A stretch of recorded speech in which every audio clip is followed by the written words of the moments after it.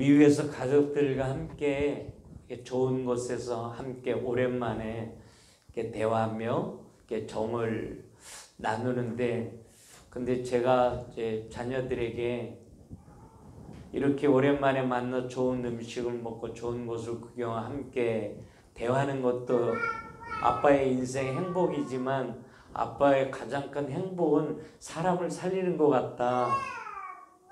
나 한국에 빨리 가서 사람 살리고 싶다. 이제 그런 이야기를 한 적이 있는데, 하나님이 우리를 택하고 부르신 목적은 나 살리고 나 축복해 줘서 다른 사람 살리는 게 하나님의 꿈이잖아요.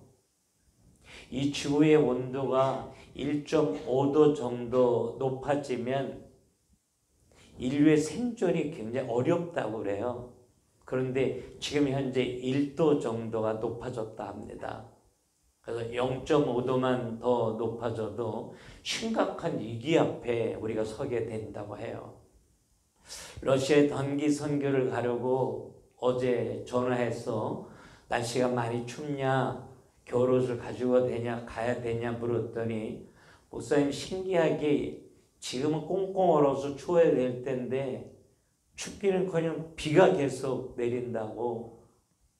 그래서 이상기온이 너무 심각하게 나타난다고 이야기하는데, 여러분 지금 우리가 살고 있는 세상은 정말 지진, 기근, 이상기온, 이걸로 온 지구가 몸살을 앓고 있는 어려운 시대이기 때문에 많은 사람들이 말해요. 지금 우리가 사는 세상은 말세 지말이라고, 곧 끝이 올 거라고.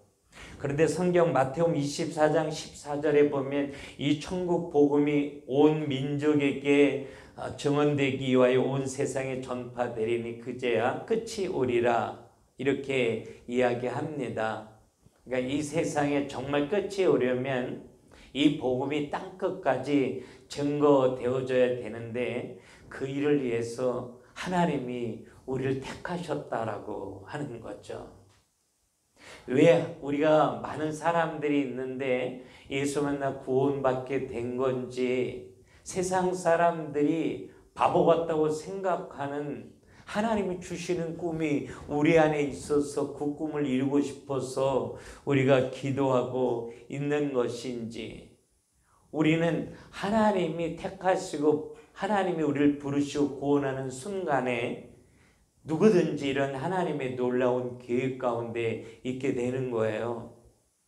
이런 계획 가운데 있으니까 우리가 어마어마한 일을 해야 되느냐? 사실 그거는 아닌 거죠. 하나님이 하시고자 하는 그 일의 방향을 맞추고 하나님과 함께 가면 되는 거예요. 하나님의 결론이 내 결론이 되고, 하나님의 소원이 내 소원이 되고, 하나님의 일이 나의 일이 되면 하나님이 그 사람을 축복하시고 그 사람의 인생을 통해서 하나님 세상 살리는 놀라운 일들을 분명히 이루실 거라는 거죠. 하나님은 이 하나님과 방향 맞춘 나 한 사람을 치유해서 세상을 치유하고 싶어 하셔요. 나 한 사람을 살려서 이 세상을 살리고 싶어 하시는 분이 하나님이라고요. 성경의 역사 속에 쓰임받은 사람들이 전부 그 축복을 누렸던 사람입니다. 하나님의 사람들이 그 시대에 그렇게 치유받고 축복받고 쓰임받은 한 사람들의 이야기가 이 성경 속에 기록되어져 있는데, 요셉 같은 사람은 노예로 팔려간 그 한 사람이 가정과 가문을 살리고 애굽을 살리고 세상을 살렸잖아요. 도망자로 살았던 정말 상처뿐인 나이 들어 늙은 모세 한 사람을 하나님이 치유하고 회복시켜 주셔서 이스라엘 400년 저주에서 해방시키고 새로운 시작을 하게 하는 하나님의 일에 쓰임받게 하나님이 하셨다는 거죠. 오늘 본문의 빌립도 역시 그 한 사람이라고 하는 겁니다. 빌립은 목회자도 아니잖아요. 평신도였거든요. 집사님이요. 그런데 더군다나 이 빌립은 복음 전하다가 핍박이 와갖고 먹고 사는 문제를 해결하기 위해서 핍박을 받아 흩어져 사는 사람 중에 한 사람이었습니다. 근데 그 한 사람 빌립이 사마리아에 들어가서 예수 그리스도를 전했는데 거기에서 귀신들이 쫓겨나가고 그 성이 큰 기쁨이 임했다고 사도행전 8장 4절부터 8절에 기록되어져 있거든요. 아주 평범한 빌립 한 사람, 핍박을 받아 쫓겨다니는 이 한 사람, 사역자도 아니고 평신도였던 이 빌립 한 사람이 그 지역의 흐름을 바꾸었다라고 하는 것입니다. 이것이 하나님의 나라를 누리는 축복인 거죠. 우리가 아무리 부족하고 핍박 가운데 살아도, 아무리 생활할 환경이 어려운 가운데 있어도 우리는 이 가정과 나라를 살릴 사람이라고 하는 이 하나님의 언약을 붙잡고 가는 게 굉장히 중요한 거예요.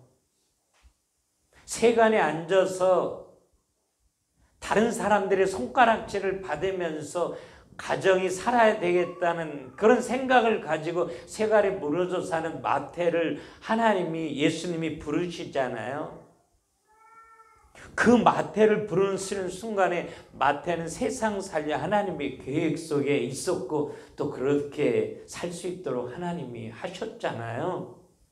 근데 그 하나님이 우리 곁에 오셔서 우리를 택하고 부르셨다라고 하면은, 하나님이 나를 택하고 부르실 때 하나님이 가지신 그 꿈이요, 나 살리고 나를 축복해서 세상 살리고 싶은 그 꿈을 가지고 하나님이 내 곁에 오셔서 날 구원하시면서 분명히 그런 삶을 살도록 하나님이 만들어 주시겠다고 약속하신 거. 하나님이 우리에게 하신 약속은 변경하거나 취소하지 않기 때문에 그 약속을 언약 이렇게 이야기해요. 근데 이 언약을 붙잡고 사는 게 우리에게 중요하다라고 하는 거죠. 이사야 43장 1절에 내가 너를 구속하였고 내가 너를 지명하여 불렀나니 너는 내 것이라, 이렇게 말씀하고 계시잖아요.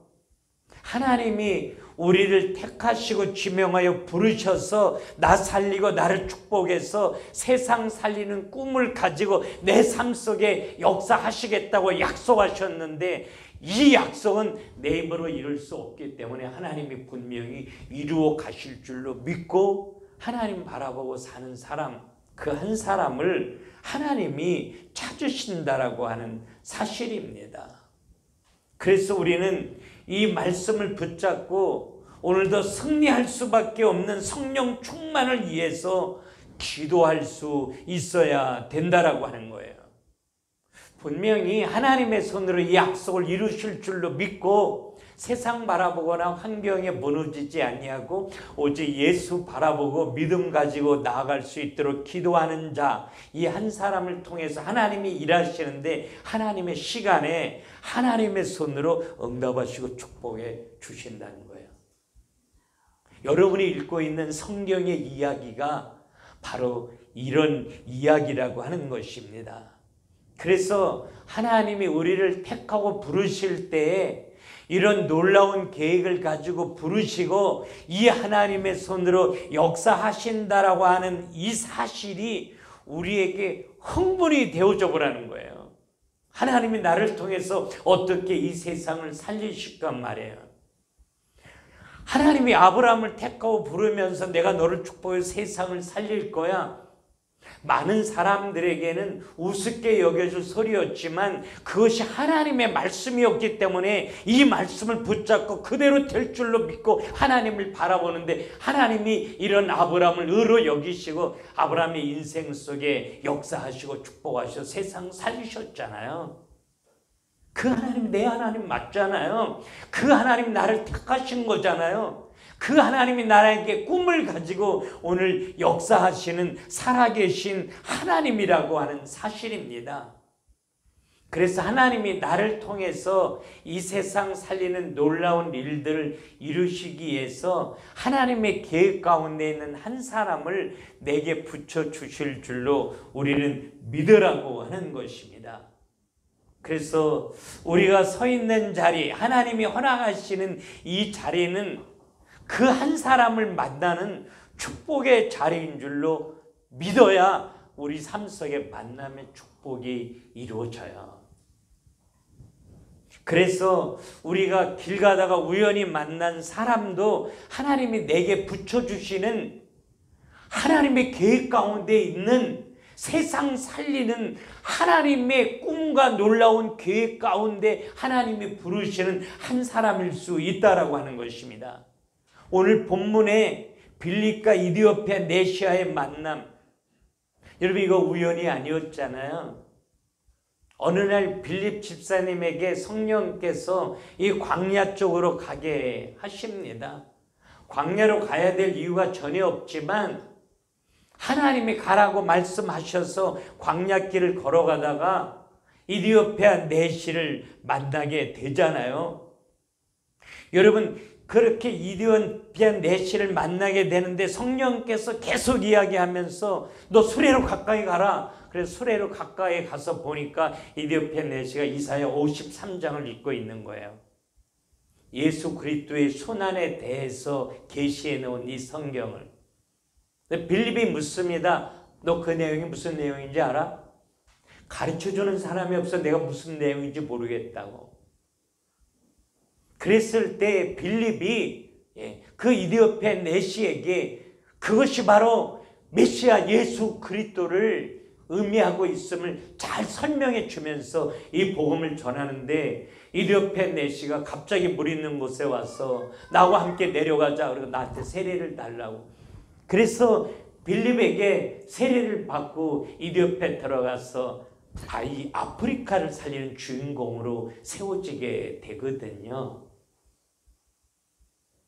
빌립이 왜 하나님이 나를 택하고 부르셨는지 그 이유를 분명히 알고 이 꿈을 내 손으로 이룰 수 없게 하나님의 손으로 이루실 줄로 믿고 이 꿈을 이루기 위해서 하나님의 계획 가운데 있는 한 사람을 내게 붙여주실 줄로 믿고 하나님 바라보며 이 말씀에 순종할 때 빌립이 잠깐 스쳐 지나가면서 만났던 이디오피아 내시 한 사람을 통해서 아프리카 대륙이 변화되어지는 놀라운 일들을 일어나게 하나님이 하셨다라고 하는 것입니다.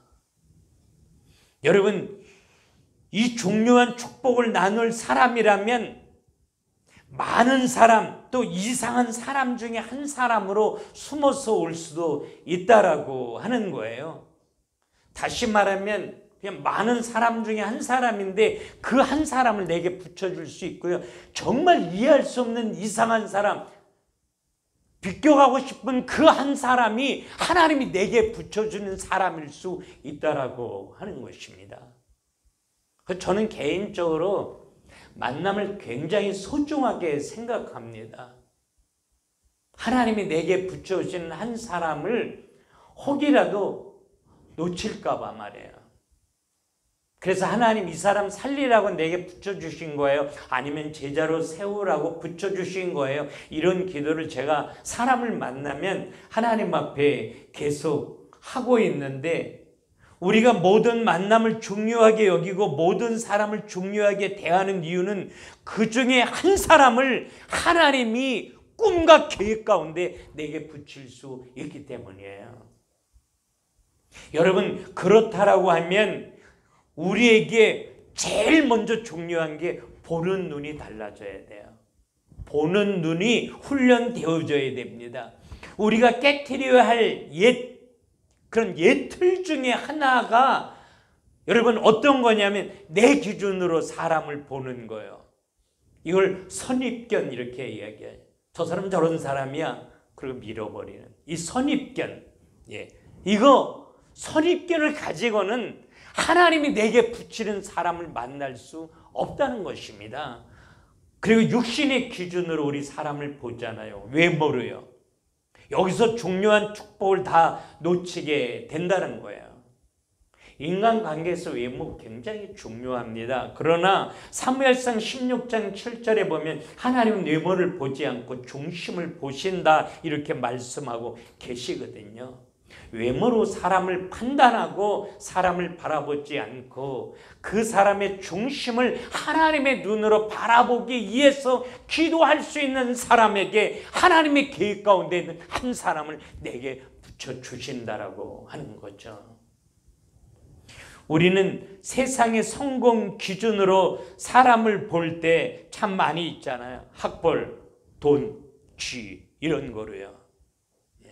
그러나 야고보서 1장 5절에 보면 하나님의 눈으로 사람을 보라는 것입니다.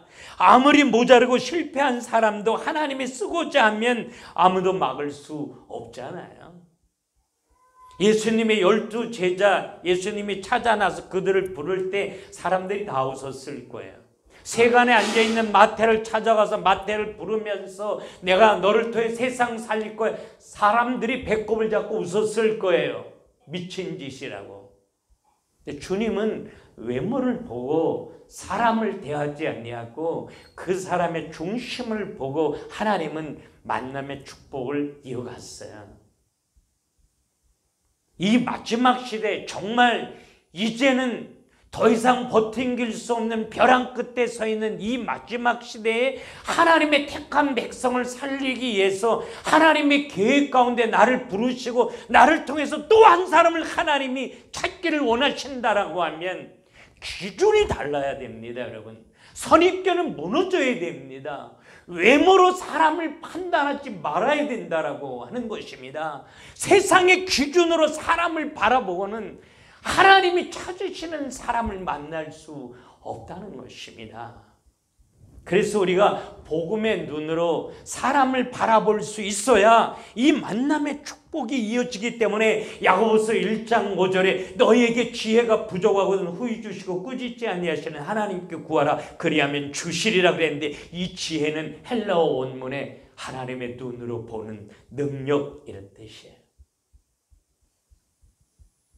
내 눈으로 보면 만남의 축복을 이어갈 수 없습니다. 하나님의 눈으로 사람을 바라보고 이 하나님이 주는 만남의 축복 가운데 하나님이 내게 붙여주는 한 사람을 하나님 앞에 세워갈 수 있도록 하나님 내 눈을 새롭게 하옵소서. 우리 그렇게 기도해야 될 줄로 믿습니다.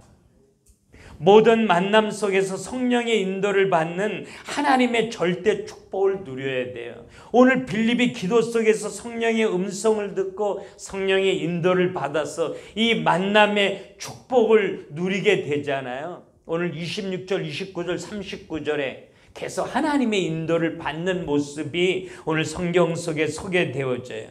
분명히 성령은 우리 안에 계시고 성령의 인도를 받기를 원해서 기도하면 구원을 얻을 자, 그리고 복음을 들을 자를 하나님이 만나게 하시고 이 세상 살리기 위한 하나님의 계획 가운데 있는 사람들을 하나님이 우리에게 만나게 해주실 줄로 믿어요. 저는 우리 이런 청년회 또 청장년 이런 셀을 통해서 이런 만남의 축복이 계속 이어갔으면 좋겠습니다. 이런 만남의 축복을 친구를 만날 때도 사업할 때도 결혼할 때도 우리가 체험하고 누리기를 하나님이 원하신다는 거죠. 아브라함에겐 굉장히 사랑하는 종이 있었어요. 아들만큼 사랑했죠. 그런데 이 아브라함의 종이 아브라함의 명령을 따라서 이삭의 배우자를 찾으러 고향에 갈 때 창세기 24장 42절부터 45절에 보면 자기가 찾는 게 아니라 하나님의 인도를 받아서 이삭의 배우자를 만나기를 원해요. 그래서 하나님 앞에 그렇게 기도해. 하나님, 내가 어디 가서 이렇게 우물을 만났을 때 내가 물 좀 달라고 하면 나한테만 물 주지 않고 낙타한테도 물을 먹이세요라고 낙타에게도 물 주는 사람이 있으면 그 여자가 이삭을 위해서 예비해놓은 사람이지 내가 믿을게, 이렇게 기도를 하고 가는데 진짜 우물을 만났는데 우물가에서 어떤 여자가 있는 거예요. 그래서 나 물 좀 달라고. 그러니까 물을 주면서 당신 낙타에도 물 좀 먹여야죠, 이렇게 이야기해요. 그때 아브라함의 종이 하나님이 이렇게 나에게 만남의 축복을 주시네. 그리고 리브가를 데려와요. 사람의 생각이나 사람의 기준으로 만나려고 하지 아니하고 성령의 인도하심을 받아 만나려고 했다는 거죠. 우리 청년들에게 꼭 정말 이게 있었으면 좋겠어요. 성령의 인도를 받아 만남의 축복이 이루어지는. 그래서 함께 세상 살리는 이런 놀라운 일들이 계속해서 일어났으면 좋겠습니다. 하나님이 준비한 한 사람과 나눌 절대 축복을 붙잡고 우리는 이제 참된 헌신을 해야 되는데, 제일 먼저 하나님이 붙여주시는 한 사람이라는 생각이 들면 그 사람을 내 기도 노트에 적고 그 사람을 위해서 에브리데이 한 번쯤은 기도해 줄 수 있어야 돼요. 그리고 그 한 사람을 위해서 기도하며 묵상하다가 그 사람에게 필요한 생각나는 말씀을 하루에 한 번쯤은 보내줄 수 있는, 그리고 일주일에 한 번 정도는 만나서 이 복음을 포럼할 수 있는 그런 관계로 만들어가고 헌신하고 섬기려고 할 때 하나님의 손이 역사해 주실 줄로 믿습니다, 여러분.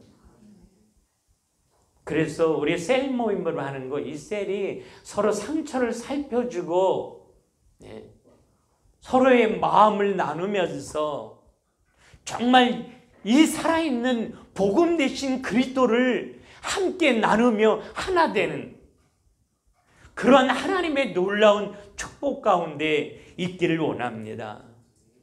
그래서 우리는 그 한 사람과 함께를 나누는 시간이 중요해요.